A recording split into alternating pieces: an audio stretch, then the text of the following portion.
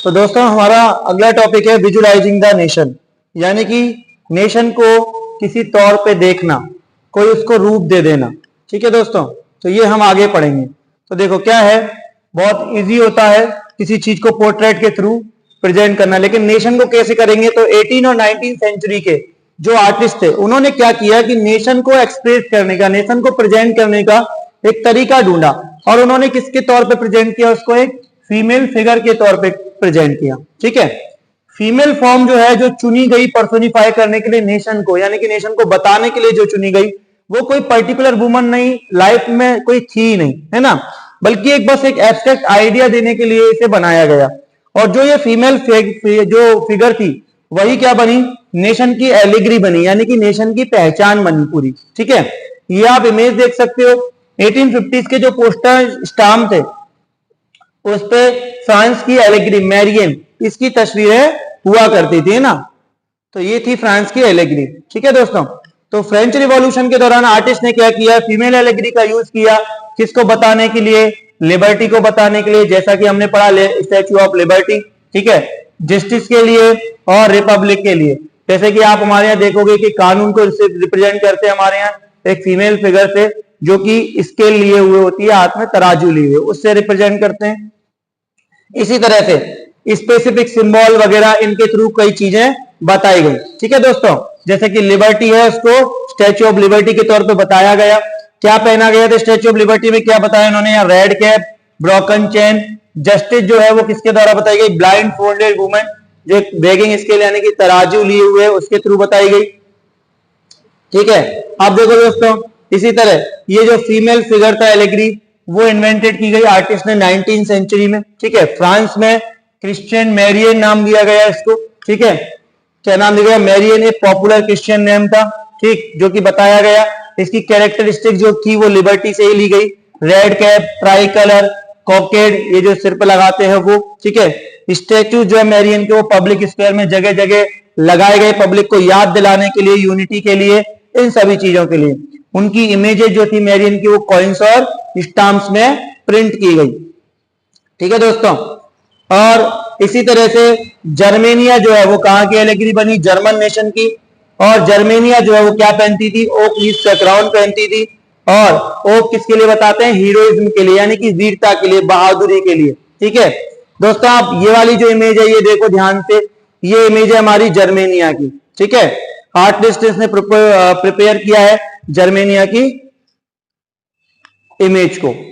फिर दोस्तों एलिग्री का मतलब एक समझते हैं, तो एक एब्स्ट्रैक्ट आइडिया, यानी कि ऐसा जिसका कोई फिजिकल फॉर्म ना हो, जैसे कि ग्रीड, एनवाय, फ्रीडम, लिबर्टी, ऐसे एब्स्ट्रैक्ट आइडिया जो दुनिया में फिजिकल फॉर्म में नहीं रहते हो, उसको एक पर्सन या किसी चीज के थ्रू जब उसको एक्सप्रेस किया जाता है तो उसे कहते हैं एलिग्री। ठीक है, तो एलिगोरिकल जो स्टोरी होती है उसके दो मीनिंग होते हैं, एक तो लिटरल मीनिंग और एक सिंबॉलिक मीनिंग, यानी सिंबल तो जो दिखाया जा रहा है वो, और लिटरल मीनिंग वो जो वाकई में हम बताना चाह रहे हैं।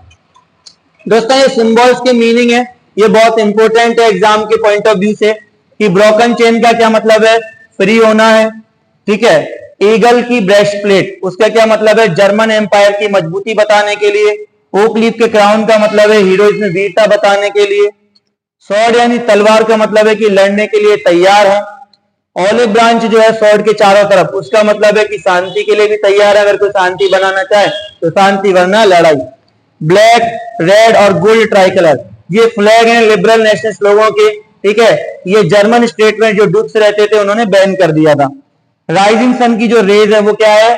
न्यू इरा की शुरुआत। ठीक है, ये पूरे जितने भी आप सिंबल हैं वो इस वाली पिक्चर में आप देख सकते हो। देखो ब्रोकन चेन है ना, ब्रेस्ट प्लेट विथ ईगल है, ओक लीफ से लगी हुई है चारों तरफ, है ना, ब्रांचेस, ये अपना क्राउन। ठीक है, ये सेप्टर जिसे बोलते हैं, ये कॉकेट जो पहने जाने वाला वो है, और ये पूरा फ्लैग। तो ये सारी चीजें आप सिंबल्स देख सकते हो। ठीक है दोस्तों, ये एक इमेज है। ठीक है, यहाँ पे फॉलन जर्मेनिया बताई गई है 1815 में, 50 में। ये इमेज भी पॉइंट ऑफ व्यू एग्जाम से, इंपोर्टेंट एग्जाम को पॉइंट ऑफ व्यू से। ये दोस्तों जर्मेनिया की पिक्चर है, देखो आप ये पीछे देख सकते हैं पूरा राइनलैंड है। ठीक है, तो ये पिक्चर आपको पूछी जा सकती है। इसका टाइटल क्या है? इसका टाइटल है जर्मेनिया राइन की रक्षा कर रही है। ठीक है, तो यहाँ पे आर्टिस्ट ने बताया पूरा इसकी जो तलवार है उस पर क्या लिखा है कि जर्मन स्वॉर्ड जो है वो जर्मन राइन को प्रोटेक्ट करती है, जर्मनी की तलवार। राइनलैंड जो है वो जर्मनी का एक एरिया है दोस्तों, क्या है, एक एरिया। फिर दोस्तों बात करेंगे नेशनलिज्म और इंपीरियलिज्म की। देखो हमने पढ़ा है कि नेशनलिज्म क्या मतलब, राष्ट्रवाद, यानी कि ये क्या है, सीमित रहता है कि हमारा एक राष्ट्र बनाना है। लेकिन जब नेशनलिज्म की भावना में ज्यादा लालच आ जाए, एरिया जब बढ़ाने का लालच आ जाए, तो वो नेशनलिज्म ना होके वो क्या बन जाता है, इंपीरियलिज्म बन जाता है। यानी कि जब हम बहुत ज्यादा अपना साम्राज्य बढ़ा दें, देश बढ़ाएं, तो उसको बोलते हैं इंपीरियलिज्म। जब दूसरों की एरिया को भी हम अपने एरिया में मिलाने की सोचें तो उसे क्या कहते हैं, इंपीरियलिज्म। ठीक है दोस्तों, तो ये हम पढ़ेंगे इन दोनों में कनेक्शन क्या था। तो देखो जो 19th सेंचुरी का लास्ट क्वार्टर था उसमें नेशनलिज्म जो है वो अब केवल आइडियलिस्टिक कोई सेंटीमेंट नहीं रह गया, ठीक है, सेंचुरी के फर्स्ट में, बल्कि अब क्या बन गया, ये लिमिटेड एंड्स बन गया। बहुत ज्यादा लोगों की सोच सीमित हो गई और नेशनलिस्ट जो ग्रुप थे वो आपस में एक दूसरे को नापसंद करने लगे, लड़ने के लिए तैयार रहने लगे। जो बड़ी यूरोपियन पावर्स थी, ठीक है, वो नेशनलिस्ट एस्पिरेशंस को, अपने लोगों की जो इच्छाएं थी उनको अपने इंपीरियल एम, अपने एरिया को पूरा करने के लिए बढ़ाने लगी। हमने देखा जैसे कि हर कोई, नेपोलियन हो चाहे कोई भी हो, उसने अपने पूरा फ्रांस का लीडर कोई बना, फिर उसके बाद फ्रांस के लीडर के बाद उसने बाकी देशों में कब्जा करने की सोची, यूरोप के, ठीक है। तो इसी तरह से एक मुद्दा देखेंगे हम, जो मेन टेंशन थी नेशनलिस्ट की यूरोप में 1871 के बाद, वो था एक एरिया जिसको कहते थे बाल्कन्स वाला एरिया। बाल्कन जो है वो एक ऐसा एरिया था जिसमें अलग अलग एथनिक वेरिएशन थे, जिसमें कौन कौन शामिल था। आज की बात करें तो Romania, Bulgaria, Albania, Greece, Macedonia, Croatia, Bosnia Herzegovina, Slovenia, Serbia, Montenegro, ये लोग, ये एरिया शामिल थे, जिनके रहने वाले जो थे उनको कुल मिला के क्या कहा जाता था, स्लाव्स। क्या कहा जाता था, स्लाविक नेशनलिटी।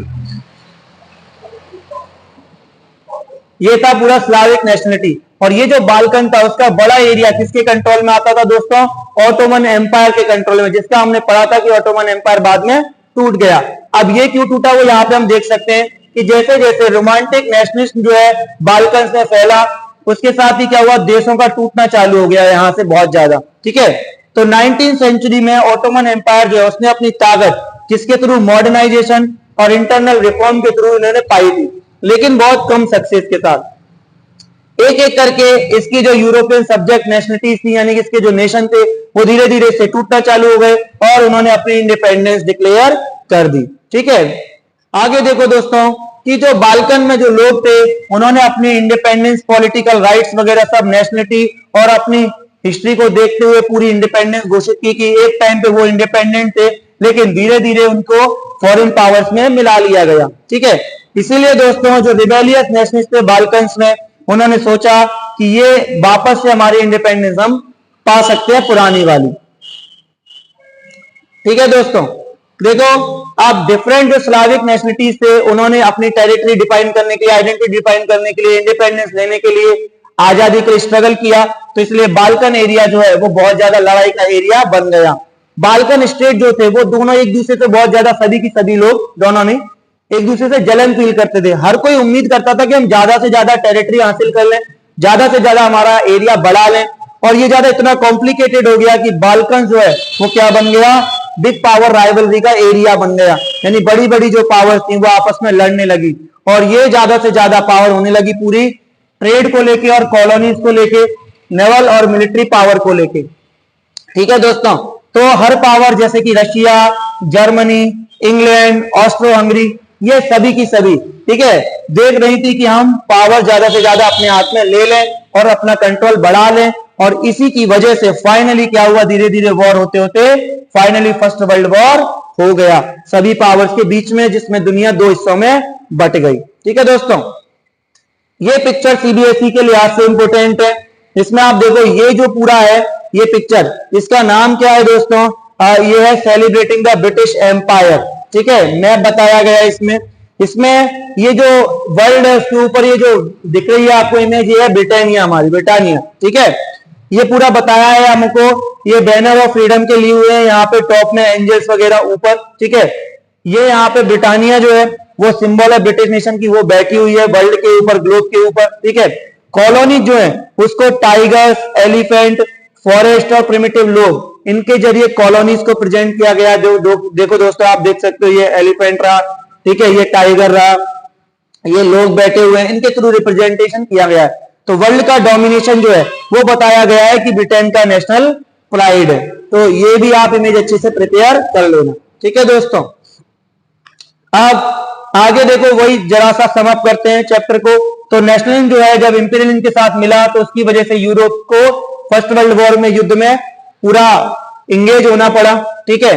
लेकिन ज्यादातर जो कंट्री थी दुनिया में जो कॉलोनाइज की गई यूरोपियन पावर्स के द्वारा, उन्होंने इंपीरियल डोमिनेशन का अप्रोच करना चालू किया, एंटी इंपीरियल मूवमेंट चले, ठीक है। और नेशनलिस्ट जो है उन्होंने देखा कि वो सभी की सभी इंडिपेंडेंट पाने के लिए संघर्ष कर रहे हैं, ठीक है। कलेक्टिव नेशनल यूनिटी, ठीक है, उन्होंने बनाई कि भाई हम इंपीरियलिज्म के साथ लड़के हमारी आइडेंटिटी वापस पा सकते हैं। जो नेशनलिज्म के यूरोपियन के आइडियाज थे वो हर जगह रेप्लिकेट किए गए, मतलब फॉलो किए गए।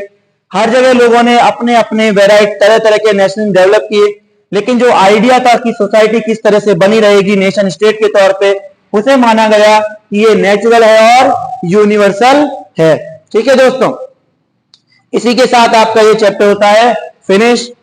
आपका ये हिस्ट्री का यहाँ पे हमारा फर्स्ट चैप्टर कंप्लीट होता है, ठीक है दोस्तों। इसके बाद हम अगला टॉपिक उठाएंगे, फिर हम एसएसटी का कोई सा चैप्टर लेंगे किसी सब्जेक्ट का, और फिर उसके इससे भी ज्यादा शॉर्ट नोट्स आपको प्रिपेयर कराएंगे। थैंक यू दोस्तों। कोई सजेशंस हो तो आप मुझे दे सकते हैं, और आपको वीडियो वगैरह कैसी लगी वो आप मुझे कमेंट में जरूर बताना। Thank you all.